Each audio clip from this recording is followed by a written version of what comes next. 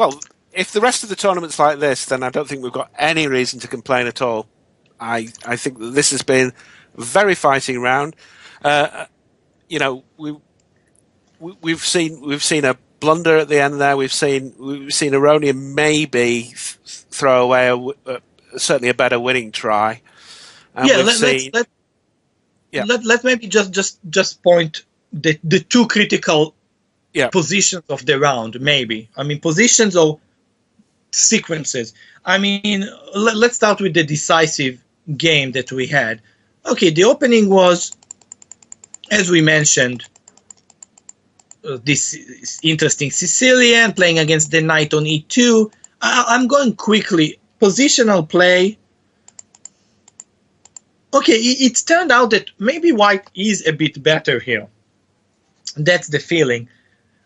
D6 may be vulnerable. D5, I told you I think black's totally okay. But, well, white is a pawn up. And when you ask me, okay, so would you take black? I say, no, white's better here. Yeah. But I don't think you can really win that. But actually, then I said, well, I think I underestimated white. He does have some play, and he does have some play. He did a lot of decent things. And here we are at the critical position number 1. Well, let's say this one or the next one. Okay, what to go here? This is a critical position. White's a pawn up, but of course we can see that he's weak on the dark squares. Okay, he needs bishop on e3 would be great, but, well, what to do? He doesn't have that. Knight e3 is a simple move. Yeah. And okay, white is a pawn up, but again, I do not believe you can win that position, period.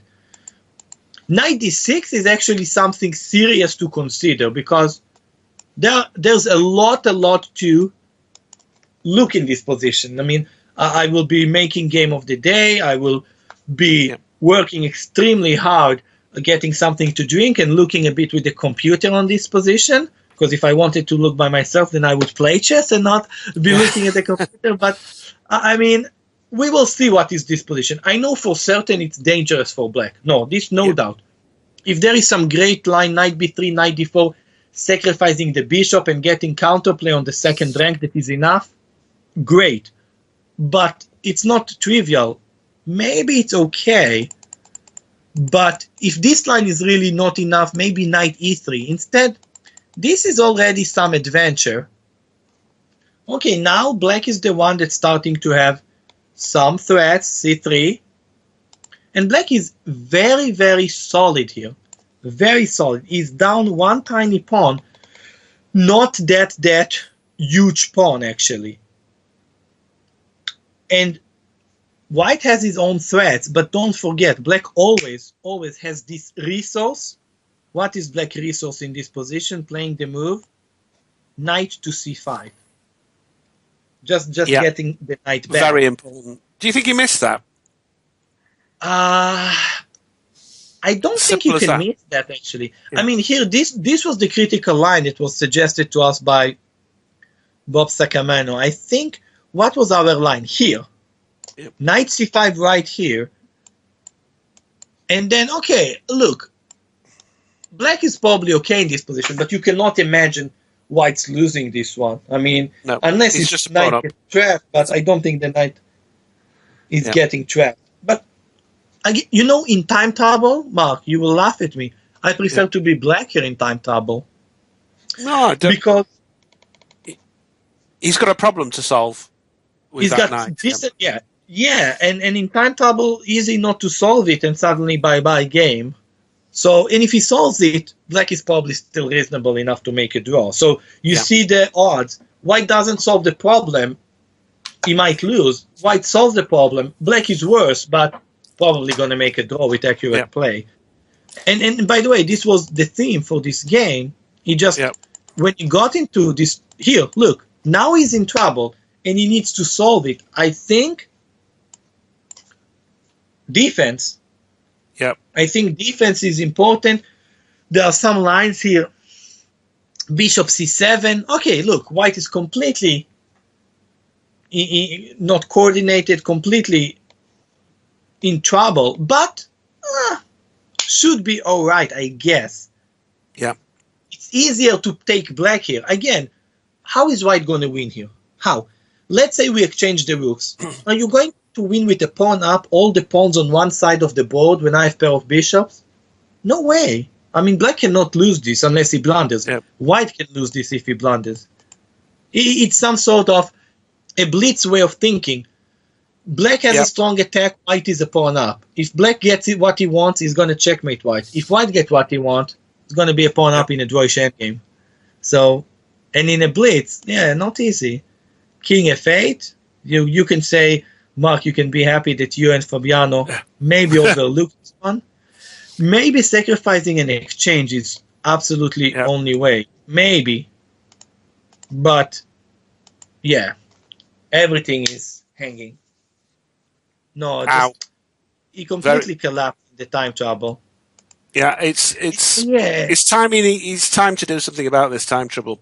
That's what he needs to solve, in my opinion.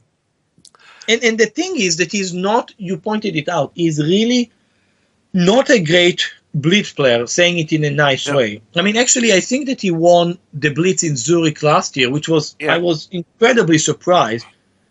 But some sort of Topalov, Topalov has been world-class player for, still now. He's number 3, 4 in the world rating.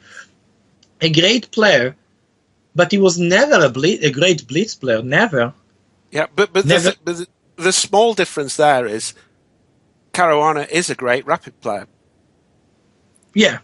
He was rated number... So there's a small difference in time that seems to make a huge difference to Caruana, because he was rated number 1 rapid player, but number 50 blitz. It's very straight. Topalov wasn't that good at rapid either, but so that's the difference. Topalov played very, very few Melody Ambers, if I remember correctly. He didn't play many. All right. Anyway, so this is quickly the story of this game. Just one more moment about and Kramnik Anand Kramnik was a classical game for a world championship story. Solid opening, Queen's Gambit accepted. I thought Kramnik was a bit better for decent part there. Yeah. I think him delaying the fight for the G file was so-so. Yeah. I thought Rook G7, but we will leave that solid game apart. There was a huge moment here. Yeah. Okay, we are playing this anti-Maran opening. All theory. King in the center is scary, but playable. Bishop E7, total novelty, right? H6, Knight D2 are some old classical games we've seen, and apparently white's supposed to be better. The key theme again. This check is not scary. Black is going to find his way out, and white is not really doing anything. So we go a little bit here. Knight G5, Rook D8. Again, no castle. Bishop A6.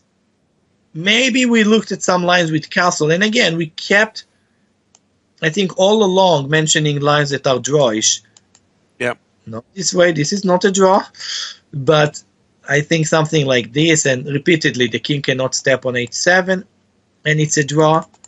Okay, just a line, and there was very important idea here that Queen G3 and F5 is extremely crucial moment, and not easy for white to develop his bishop. That's a huge moment here, because the bishop on D3 is hanging and is leading to the queen, so no bishop E3. And black is at maximum development. White is actually struggling here. Yeah. But the game was tiny different. Look which moves were included. Aha. So now it's a bit different. Because if F5, King G8, if F5, white can take. And even bishop E3, there might be some better things. Because, the rook is defending the bishop. We just had this position with Rook on F1, Bishop B7 in the line we analyzed. The rook on D1 is defending the bishop. There might be even better lines. And this was our big moment. Maybe more for Aronian. Aronian took a draw here, but it turns out that Knight G3 is just not a typical move, but still very important one. I mean, Queen G6. Was it really And- that tough to calculate? I don't. Okay, when you're at home with your computer, certain not. Yeah. In a game, I think the queen needs to be on h6. There was some line there, but Yeah. I mean, this line, where the key idea, again, is that if the rook is defending d7, well, this is just a beautiful part. Yeah. The pawn is pinned to the queen, the rook is overloaded. Okay, so we shown some line that, okay, just looks ugly. Something like this, I think, was one suggested by some dude with a smart computer, saying, okay, game is on, but of course, big advantage for white. And Yep. I'm certain Aronian missed that. You don't Yeah. take a draw. This is your alternative. Okay, I think we were wrapping up there. I think we should probably do it now. You're going to go away and talk about Caruana and Something. Nakamura, and I think you've got a lot to talk about. We've had 3 contrasting games. We had one ultra-positional, and then we've had these two you've just demonstrated. I think we've had full value for the money, and I'm glad I hope everybody's enjoyed today. I certainly have. And nice to speak to you again, Ronen. Great. Thank you, Mark. Bye-bye, everyone.